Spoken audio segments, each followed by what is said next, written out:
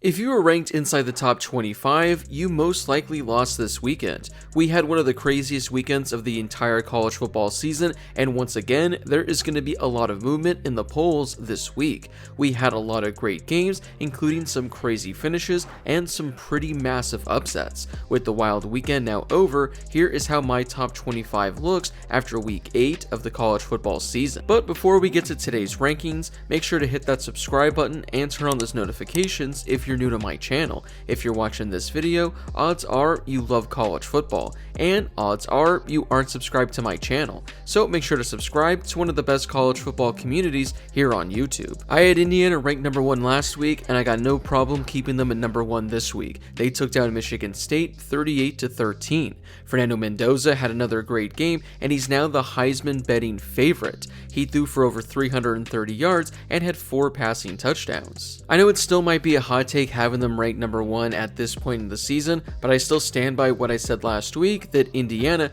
has the best resume in all of college football this year. Another week, another easy win for Ohio State as they took down Wisconsin 34-0. Julian Sayin had arguably his best game of the season. He threw for 400 yards and had 4 passing touchdowns. I mean, he was nearly perfect on the day as he completed 36 of 42 passes. Jeremiah Smith did Jeremiah Smith things as he caught 9 passes for 100 yards, but the highlight in the receiving room was Carnell Tate as he caught 6 passes for 110 yards with 2 receiving scores. I got no issue if you have Ohio State or Indiana ranked as the number 1 team in the country. Both have definitely been the 2 best teams in college football this year. Coming in at number 3, I have Alabama. Now, if it wasn't for their horrible week 1 loss to Florida State that just continues to look worse and worse as the weeks go on, I would actually have Alabama ranked as my number 1 team in college football. Now, you could actually make the case for the Tide that they have the best resume as they have 4 consecutive top 16 victories. But the Tide took care of business this weekend against number 11 Tennessee, winning 37-20. Ty Simpson continues to add to his Heisman campaign as he threw for 250 yards and had 2 passing touchdowns. It was a great game from Alabama's offense, but it was their defense that really stood out in this game for me. I've talked about Tennessee's offense in previous weeks, saying they have one of the best offenses in all of college football, and entering this game, they led the country in points per game, but Alabama held them to only 20 points. Because of weather delays, this game might have flown under the radar and a lot of people might have forgotten about it, but Texas A&M escaped with a 3-point victory on the road at Arkansas, winning 45-42. Marcel Reed continues his fantastic season as he threw for just under 300 yards with 3 passing touchdowns, while also adding 60 yards on the ground with a rushing score as well. It feels like a lot of other SEC schools so far this year have been getting more attention, but Texas A&M is quietly undefeated and they're making their case for being a playoff team. After last week's shocking loss at home to Indiana, Oregon bounced back pretty nicely. They went on the road and dominated Rutgers, winning 56-10. At the half, Oregon led 42-3, and entering the fourth quarter, it was 56-3. Dante Moore bounced back and threw for 300 yards with 4 passing touchdowns. Meanwhile, on the ground, Oregon ran for over 400 yards as a team, averaging more than 11 yards per carry with 4 rushing scores. Noah Whittington led the way with 125 yards and 2 scores on the ground, but Jordan Davidson also had himself quite the game, running for 100 yards with a rushing score. In arguably the most exciting game of the entire weekend, Georgia took down number 5 Ole Miss, winning 43-35.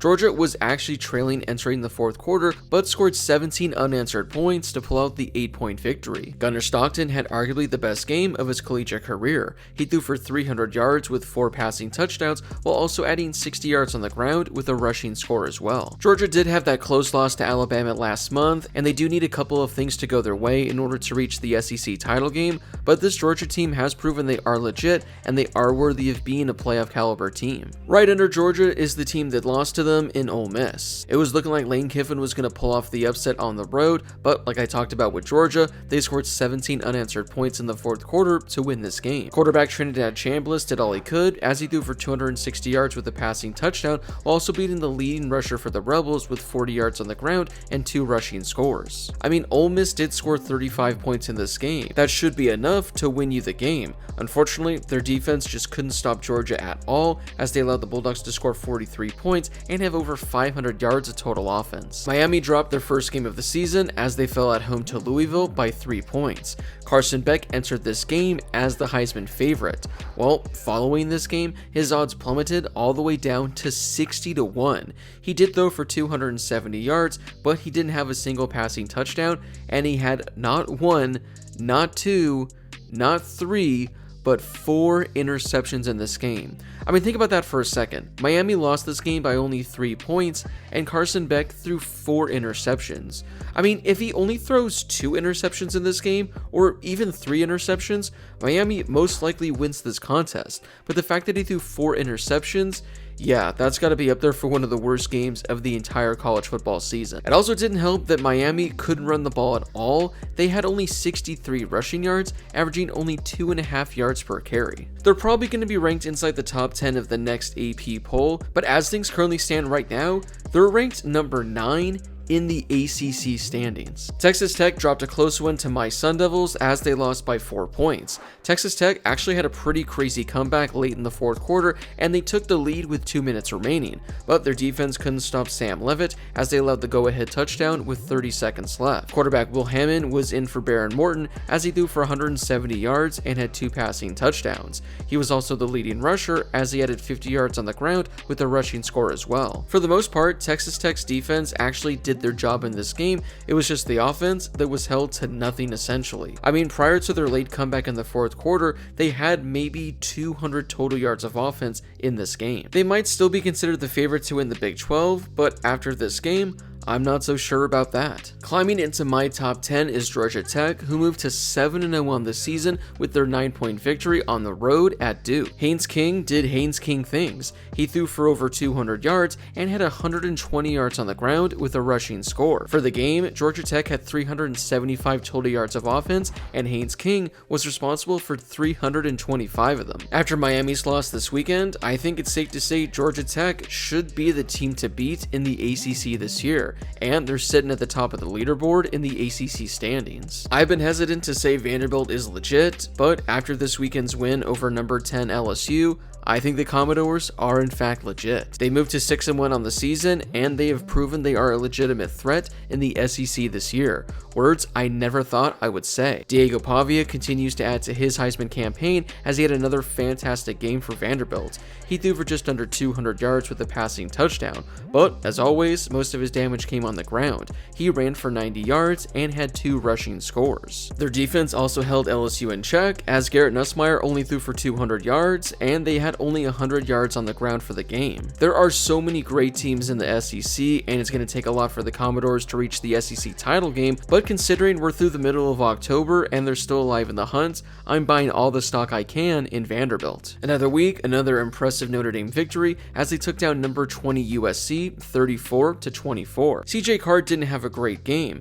Everything came on the ground from the Irish, especially from Jeremiah Love. He continues to show why he should be considered the best running back in the nation. He ran for 230 yards, averaging 9.5 yards per carry with a rushing score. He also added 5 receptions for 40 yards. Meanwhile, Jadarian Price also added 90 yards on the ground with a rushing score as well, and he returned a kickoff 100 yards for a touchdown as well. Notre Dame's season got off to a really bad start as they dropped back-to-back games, but they've now won 5 straight, and they're looking like they should be considered a top 10 team in the country. Quietly, one of the few undefeated teams remaining is BYU. They won the Holy War by taking down number 23 Utah 24-21. Bear Bachmeier threw for 170 yards with a passing score, while also adding 70 yards on the ground with a rushing score as well. Running back LJ Martin had another fantastic game as he added over 120 yards on the ground. This was a fun back and forth game, and it was looking like anyone could have come out on top, but BYU pulled this one out late, and they moved to 7-0 on the season. They're now one of only 2 teams in the Big 12 that are 4-0 in conference play. After getting blown out to Texas last week, Oklahoma bounced back with a comfortable victory over South Carolina, winning by 19 points. John Matier had a quiet game as he had only 165 total yards of offense with 1 touchdown. It was the 2 running backs that did all of the work for Oklahoma.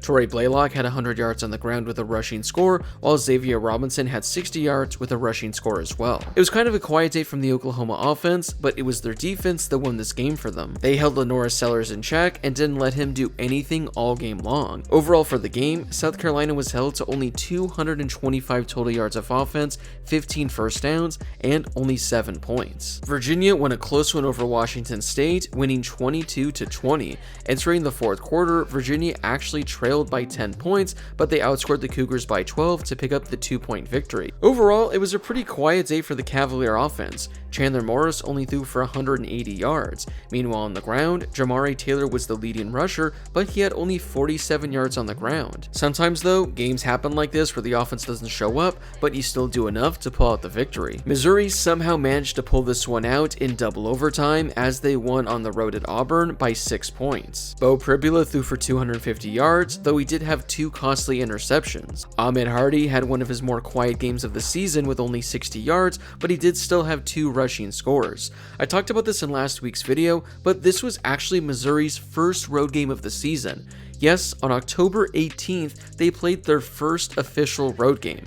I don't know how that works, I don't know how that happens, but things could have gone poorly for them and their SEC title hopes could have been completely wiped. But they still managed to pull this one out in double overtime, and they're still alive in the SEC hunt. I talked about them earlier, but Louisville went on the road and upset the number 2 team in the country in Miami, winning by 3 points. Miller Moss threw for 250 yards and had 2 passing touchdowns and added a rushing score as well. He was responsible for all 3 of Louisville's touchdowns. Meanwhile on the ground, Isaac Brown had himself quite the game as he ran for over 100 yards. Now when I talked about Miami earlier, I talked about Carson Beck losing the game for the Hurricanes as he threw 4 interceptions. Now, you do have to tip your cap and give credit to Louisville because they did force him to throw 4 interceptions, and their defense is what ultimately won the game for them. Their last game was a close loss to Virginia, but don't look now, Louisville is right in the discussion for the ACC. One of the biggest upsets of the entire weekend was my Arizona State Sun Devils taking down number 7 Texas Tech 26-22. Now, Arizona State was pretty much in control for most of this game, and late in the fourth quarter, it was looking like they were going to have a comfortable victory, but they kind of choked things away, and they actually gave Texas Tech the lead with 2 minutes left. But Sam Leavitt led a fantastic drive as he gave Arizona State the lead with 30 seconds left. Speaking of Sam Leavitt, he threw for 320 yards and had a passing touchdown. Wide receiver Jordan Tyson continues to be one of the best receivers in the country. He had 10 receptions for 100 yards and had a receiving touchdown as well. It's been an up and down season so far for Arizona State with a couple of really unfortunate losses, but after this victory over Texas Tech, they're in the driver's seat for the Big 12, and if they win out, they're going to be in the Big 12 championship game once again. This was an unfortunate loss for Tennessee as they fell to Alabama by 17 points.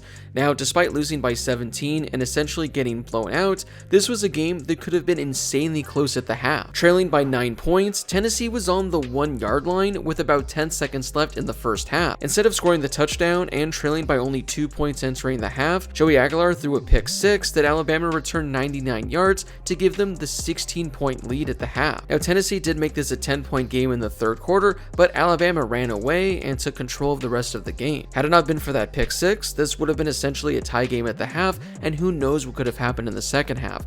Instead, Tennessee just shot themselves in the foot, and they couldn't recover in the second half. Joey Aguilar threw for 270 yards and had a passing touchdown, but like I said, he did have that costly interception. Running back Deshaun Bishop ran for 125 yards and had 2 rushing scores. Cincinnati picked up the dominant victory over Oklahoma State as they won 49-17.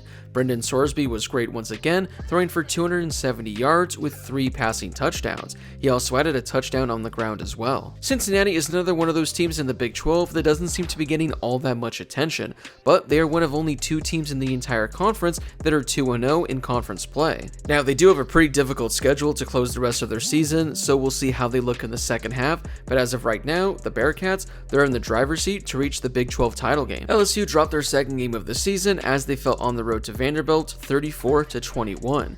Garrett Nussmeier did all he could as he threw for 225 yards with 2 passing touchdowns. I talked about it earlier in the video, but it was Vanderbilt's defense that really won the game for them. I mean, 24 points and 300 total yards of offense, that's probably not going to win you that many games, especially against top 20 opponents in the country. It's been an up and down season for LSU as they were considered a top 5 team just a couple of weeks ago, but they've now lost 2 of 3 games, and their chances of reaching the SEC title game and possibly the college football playoff are looking all all but shot at this point. Another week, another dominant South Florida victory. They took down Florida Atlantic 48-13. Byron Brown had another fantastic game as he threw for 250 yards with 3 passing touchdowns. He was also the leading rusher for the Bulls as he ran for over 100 yards, averaging 8 yards a carry with a rushing score. Overall as a team, South Florida ran for 260 yards and had 3 rushing scores. After Memphis lost this weekend, it looks like South Florida is once again the group of 5 team to beat. After last weekend's embarrassing loss to USC, Michigan bounced back with a very nice victory over Washington, winning 24-7.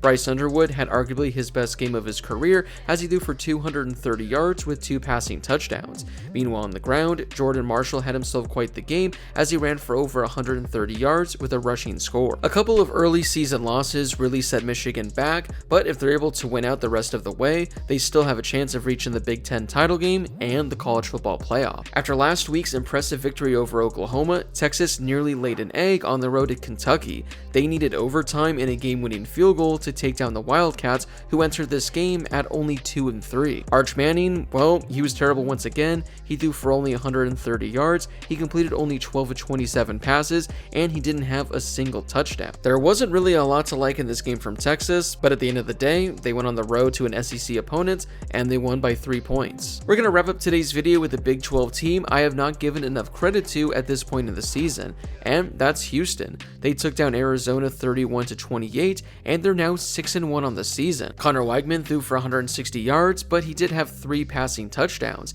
He also added 100 yards on the ground with a rushing score as well. There are so many teams in the Big 12 that have been ranked inside the top 25 this year, and so many teams that are still alive to make it to the Big 12 championship. But one of those teams is Houston. They're 6-1 on the season, and they're 3-1 in conference play. And when looking at the rest of their schedule, it looks pretty damn easy, and there's a strong chance that Houston could be playing for the Big 12 championship with a chance to go to the college football playoff at the end of the year. But that wraps it up for today's video. What were your thoughts on this week's top 25? Was there a team I had ranked way too high, or was there a team I had ranked way too low? Also, was there a team that didn't crack the top 25 that should have been on today's list? Whoever it is, let me know in the comment section down below. Before you leave, don't forget to hit that subscribe button and turn on those notifications if you're new to my channel. I'm posting college football videos all season long, so make sure to subscribe so you never miss a video. Also, don't forget to drop a like on this video as well. It helps out with that YouTube algorithm, and it helps share this video and my channel with more college football fans. Plus, it only takes a second to do. As always, thank you guys so much for watching, and I'll see you all in my next video.